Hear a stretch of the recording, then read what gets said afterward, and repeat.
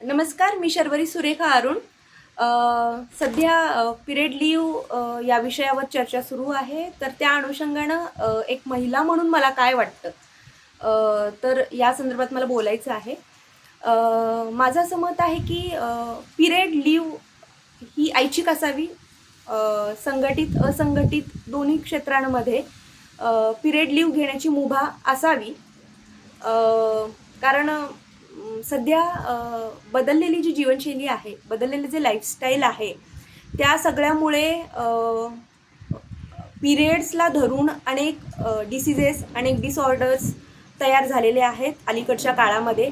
पाळी येण्याचं वयसुद्धा जसं अलीकडं आलेलं आहे, तसं बदललेलं खानपान असेल, वाढतं प्रदूषण असेल, धकाधकीचं आयुष्य आहे, स्ट्रेस मॅनेजमेंट करता न येणं, अशा अनेक कारणांमुळं पिरियड्स जरा कॉम्प्लिकेटेड होताना दिसत आहेत. माझ्यासह अनेक महिलांचं असं मत येतं की पिरियड्सचे त्रासाचं स्वरूप बदललेलं आहे, दुखण्याचं स्वरूप बदललेलं आहे. तर जसं पिरियड्समध्ये काही महिलांना त्रास होत नाही, तसं काही महिलांना बराच त्रास होतो, काही महिलांना नॉर्मल त्रास होतो. पण त्रास हा होतो तर हा आपण कन्सिडर केला पाहिजे. जसा पिरियड्समध्ये शारीरिक पातळीवर जी दुखणी लागतात किंवा त्रास होतात, तसंच मानसिक असंतुलनसुद्धा होतं. मानसिक पातळीवरचे सुद्धा चॅलेंजेस काही महिलांना जाणवतात.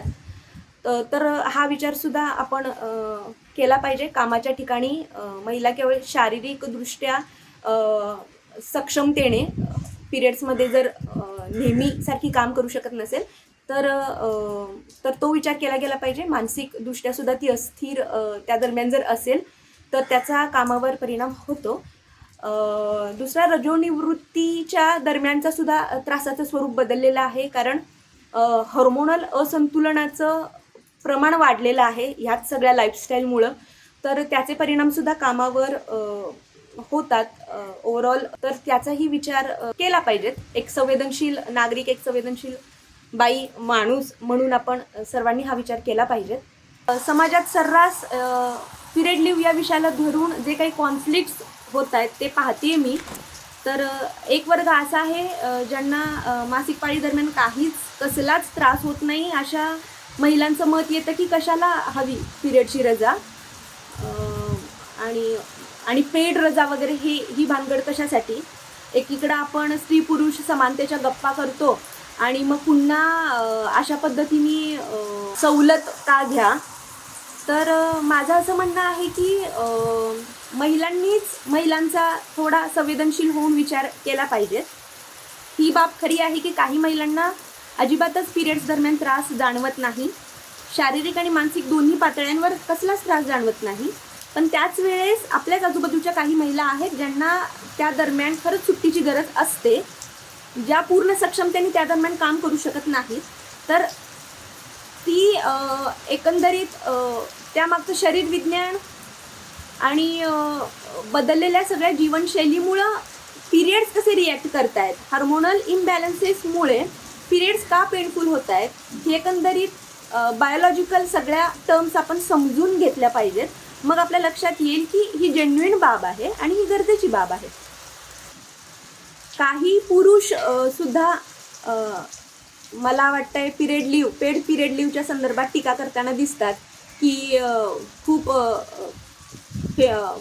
गप्पा मारतात स्त्री पुरुष समानतेच्या, आणि आता मात्र अशा विशेष सवलती हव्यात, मग कसली बराबरी आणि खांद्याला खांदा लावून काम करणं वगैरे, हे सगळं थोतांड आहे, हे सगळं फोल आहे, अशा पद्धतीचा एक सूर पुरुषांमधूनही दिसतो. तर आपण खरं तर PCOD, PCOS, PMDD सारखे पाळीशी संबंधित गंभीर आजारसुद्धा अलीकडच्या वर्षांमध्ये तयार झालेले आहेत. तर त्या सगळ्या आजारांचं सोल्युशन हे तात्पुरतं आहे. कारण रूट कॉजच जो काही आहे तो आहे बदललेली जीवनशैली. या अशा सगळ्या आजारांवर जी ट्रीटमेंट घेतली जाते त्यापासून काही परमनंट सोल्युशनही मिळताना दिसत नाही. उलट दिवसेंदिवस या आजारांचं स्वरूप गंभीर होत चाललेलं आहे. तर अशा सगळ्या पार्श्वभूमीवर आपण संवेदनशीलपणे या विषयाला हाताळलं पाहिजे असं मला वाटतं.